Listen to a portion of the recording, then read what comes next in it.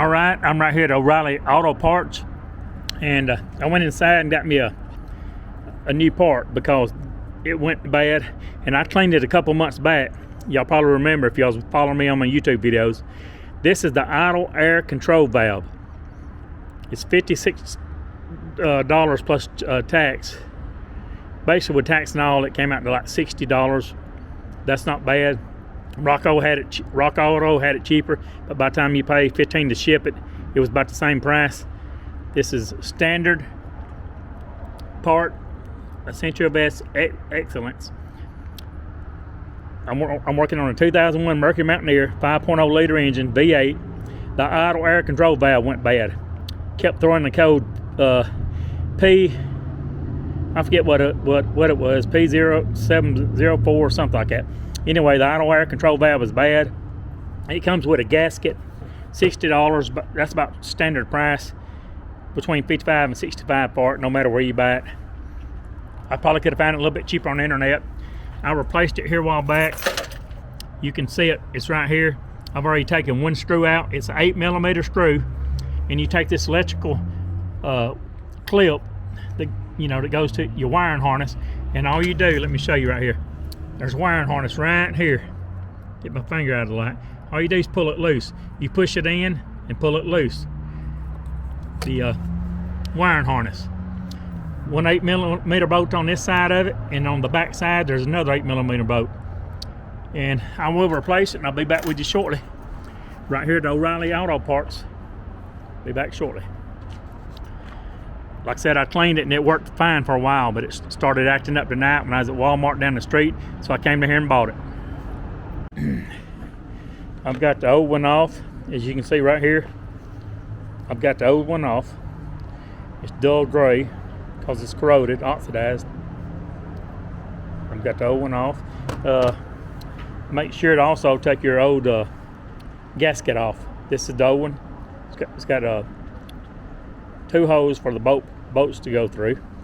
So you can't put it on wrong, because either side the hose line up the same way. No matter which way you turn it, the hose line up the same way. So now, since I've got the old one off, I'm going back with the new one. Be back shortly. See the difference in the color, where one is new, one is oxidized, because it's been on here. This is 2000 Mercury Mountaineer 5.0. It's corroded from being oxidized. This one's new, silver, shiny. Tighten these bolts up with this 8mm. Tighten these 8mm bolts up with a little socket and a ratchet. Just snug them, because this is aluminum. This part is aluminum, so do not over tighten it. Run it down there and snug it. And let's do the other side. Yep, anytime you got aluminum part, do not tighten it too much. You will crack it. So both of the 8mm bolts is easy. Run it down there and snug it. That's it. Let's do the other side one more time to make sure. Run it up there. Once it gets snug, you don't want to keep tightening it, like I said. There we go. That should do it. Check this side one more time. That one's tight. That one's tight. Last thing you do, take your wiring harness and plug it right back up, like taking cotton candy from a baby. There we go. The new part is installed. See here? That's the new one. The wiring harness is hooked back up. There we go. And I take the old one, I always put it back in my new box. Not that it's any good, you know what I'm saying? Might as well spend that $60, get it over with.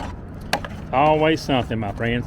But I've been driving this car for years, and this is the only part I have ever had to replace on this car besides the brakes and change the oil. That's it.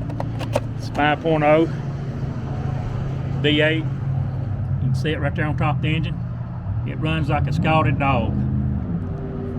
And I've got cleaning tools at home. But of course I don't carry my tools in my car, because somebody will steal them. And thanks to O'Reilly's, they let me borrow their ratchet.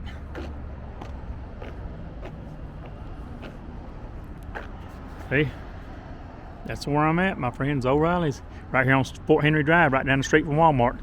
I'm Going to carry our tool inside. Alrighty, my friends, as you can see, my check engine light is still on my instrument panel.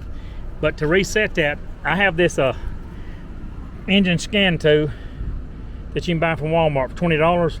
I can go in here and it's easy. It goes through like steps 1 through 5. It shows you what code. Let me show you real quick. I don't know if you can see it. This thing lit up like that, but it shows you. It'll show you the code. See, it shows 1 code found. All you do is take your second button, scroll down to the code, read the code. Okay, the code is P1504. That's the idle air control valve showing it's bad. To reset that, go back and push enter on this hyper tough scan tool. Push enter, scroll down where it says erase codes, and it resets the engine light. Because I just installed the new part, the new idle air control valve. So let's go ahead and push enter. And watch this. The engine light should go off. Okay, where it says erase it. Now watch this. Watch it go off. See the check engine light? Here we go. Went out. So I reset my computer. Erase the code. The engine's running perfect. That's what was wrong with it. Thanks for watching. That's how you replace a idle air control valve on a 2000 Mercury Mountaineer or a Ford Explorer. A Ford Explorer that has the 5.0 liter engine. And if I'm not mistaken, the 4.0 liter engine is also on the Ford Explorer and the Mercury Mountaineer. It has the same part, even though it's a smaller motor, the 4.0. That's how you change the idle air control valve. I could have got it for about $15 cheaper, Rock Auto, but by the time I paid them $15 to ship it, it was about the same price. So I just went ahead and got it here. Please like, comment, subscribe if you have it already. If you have it already, always be happy, positive, and focused. Always do the right thing. There you go, checking out right here at O'Reilly Auto Parts. O'Reilly's Auto Parts. Busy night. There goes that.